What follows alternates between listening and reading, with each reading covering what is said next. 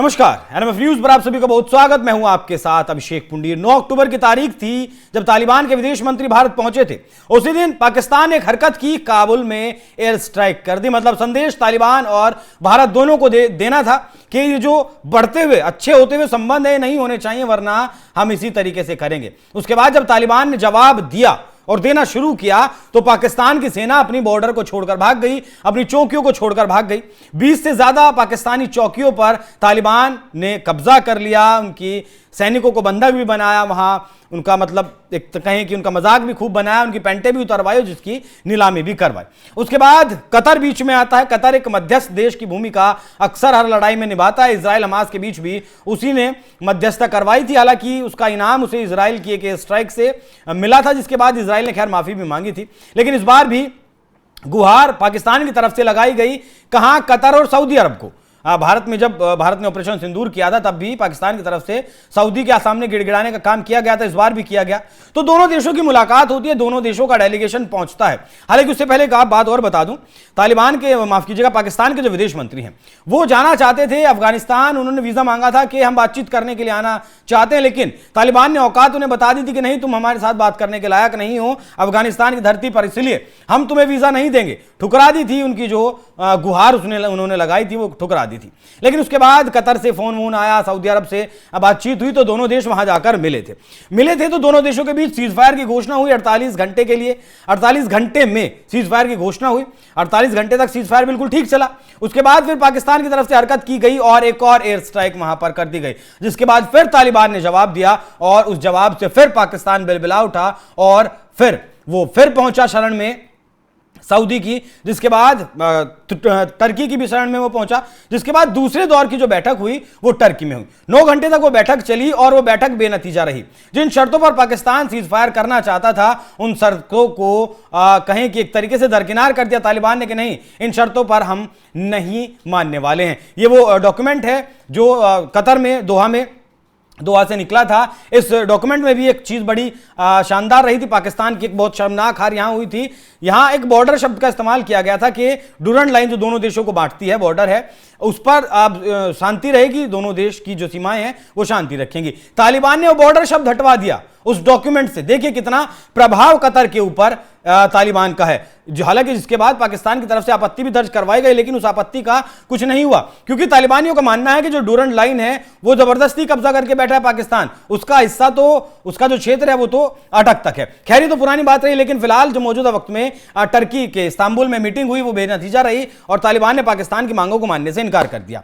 अब इसी बीच में आसियान का समिट भी चल रहा था, जहां राष्ट्रपति ट्रंप भी पहुंचे हुए थे और ट्रंप ने ये एक बार फिर से दावा कर दिया कि वो दोनों देशों के बीच जो विवाद चल रहा है उसे बहुत जल्दी सुलझा लेंगे से मतलब है कि पाकिस्तान ने फिर से अब्बा मैं अमेरिका के सामने गुहार लगाई है कि बहुत मार रहा है तालिबान, जरा कुछ करिए। ट्रंप ने कहा कि मलेशिया की राजधानी कुआलालंपुर में जो आयोजित थाईलैंड कंबोडिया शांति समझौते पर हस्ताक्षर इन्होंने किए और इस दौरान उन्होंने कहा कि यह समझौता उनके प्रशासन की ओर से मध्यस्थता में किया गया 8वां संघर्ष विराम है। मुझे बाकी ट्रंप ने आगे कहा कि मुझे सुनने में आया कि पाकिस्तान और अफगानिस्तान के बीच फिर तनाव शुरू हो गया, लेकिन मैं इसे बहुत जल्दी सुलझा दूंगा। पाकिस्तान के फील्ड मार्शल और प्रधानमंत्री बेहतरीन लोग हैं। उन्होंने यह भी कहा कि उनका प्रशासन युद्धों से ज्यादा व्यापार पर ध्यान दे रहा है। दावा किया कि 8 महीनों में 8 युद्ध खत्म किए जा चुके हैं और 9वें की तरफ ये कोशिश कर रहे हैं। मतलब आसिम मुनीर को बेहतरीन वो इससे पहले भी बता चुके हैं। एक और जहां इजराइल और हमास के बीच जो इजिप्ट में समझौता हुआ था उसमें भी वो फील्ड मार्शल आसिम मुनीर को सबसे अच्छा फील्ड मार्शल बता चुके हैं। तो कहीं ना कहीं ये तो दिखा दिया है, पाकिस्तान की तरफ से दिखा दिया गया है, माफ कीजिएगा अमेरिका की तरफ से बता दिया गया, ट्रंप की तरफ से बता दिया गया कि शहबाज शरीफ की कोई बहुत ज्यादा वैल्यू उनकी नजर में नहीं है। वो सीधे डायरेक्ट जिसके हाथ में पाकिस्तान की सत्ता है और वो आदमी आसिम मुनीर, उसी से अब बात करेंगे। बाकी पाकिस्तान के जो उच्च पदस्थ लोग हैं उनके सूत्रों के हवाले से बताया गया कि ट्रंप का पाकिस्तान अफगानिस्तान पर बयान कूटनीतिक अवसर के रूप में देखा जा रहा है। ट्रंप का फील्ड मार्शल आसिम मुनीर का नाम लेना एक जानबूझकर दिया गया संदेश है। व्हाइट हाउस सीधे सैन्य नेताओं से संवाद करना चाहता है, न कि राजनीतिक लोगों से। विश्लेषकों का मानना यह भी है कि जो बाइडेन प्रशासन के दौरान अमेरिका पाकिस्तान संबंधों में जो दूरी आई थी ट्रंप की इस टिप्पणी से वो खत्म हो जाएगी। अफगानिस्तान में इस बयान के दूसरे मायने निकाले जा रहे हैं और उनका कहना है कि अमेरिका अगर हस्तक्षेप करेगा तो इसे लेकर अफगानिस्तान अलर्ट रहेगा, क्योंकि 2 दशकों तक तालिबान ने लड़ाई भी तो अमेरिका के साथ ही लड़ी है और अमेरिका को ही तो भगाया है अपनी धरती से वहां पर लड़कर। दूसरी तरफ तालिबान प्रशासन के वरिष्ठ सूत्रों ने दावा किया कि काबुल ट्रंप की संभावित मध्यस्थता को लेकर बेहद सतर्क है। अफगानिस्तान को यह डर है कि ट्रंप की मध्यस्थता पाकिस्तान की सुरक्षा प्राथमिकताओं को तरजीह देगी और पाकिस्तान की संप्रभुता को कमजोर कर सकती है। खासकर डूरंड लाइन और टीटीपी के ठिकानों जैसे जुड़े मुद्दों पर ट्रंप की मध्यस्थता से अफगानिस्तान को झुकना पड़ सकता है। 9 अक्टूबर को शुरुआत हुआ था जिसमें 58 पाकिस्तानी सैनिकों को मार गिराया गया था तालिबान के द्वारा, 20 चौकियां नष्ट कर दी गई थी। सऊदी अरब कतर की मध्यस्थता हुई थी, वो मैंने आपको बताया ही है किस तरीके से, लेकिन उसने नहीं माना है। लेकिन यहां बड़ी बात जो रही है, तालिबान पाकिस्तान की बैठक बेनतीजा क्यों रही? बैठक में पाकिस्तान का पूरा फोकस तहरीक तालिबान पाकिस्तान यानी टीटीपी पर था, जिसका मकसद पाकिस्तान में अफगानिस्तान जैसा इस्लामिक शासन लागू करना है।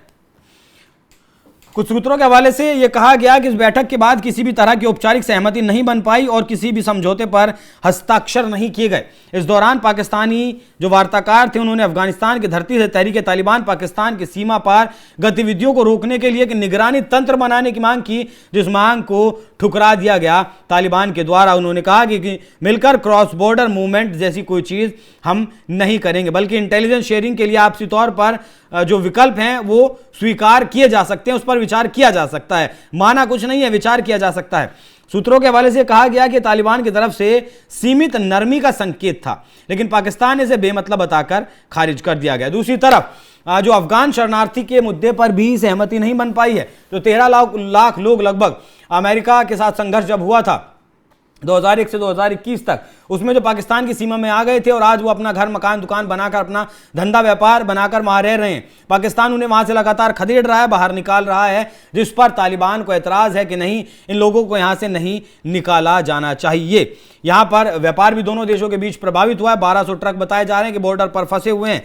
व्यापारिक नुकसान लगातार बढ़ रहा है। अफगानिस्तान के प्रतिनिधियों ने चेतावनी दी कि अगर जबरन शरणार्थियों की वापसी की गई गंभीर मानवीय और आर्थिक संकट वो खड़ा कर देगी, मतलब उसका नतीजा बिल्कुल भी सही नहीं रहेगा पाकिस्तान के बीच। तो तुर्की और कतर के बीच ने बीच बचाव की पेशकश की, जिसके बाद वहां तीखी नोकझोंक भी हुई, बहस भी हुई और तालिबान की तरफ से कोई भी बात नहीं मानी गई और पाकिस्तान के जो प्रतिनिधि गए थे उनकी आवाज़ को दबा दिया गया कि अब तुम्हारी बात यहां नहीं चलेगी, ऐसा नहीं होगा कि जो तुम कहोगे वही यहां पर होगा। तालिबान ने कड़ा रुख इस बातचीत में अपनाया। यह कहा जा रहा है पाकिस्तान के आरोपों को राजनीतिक रूप से प्रेरित बताया तालिबान ने।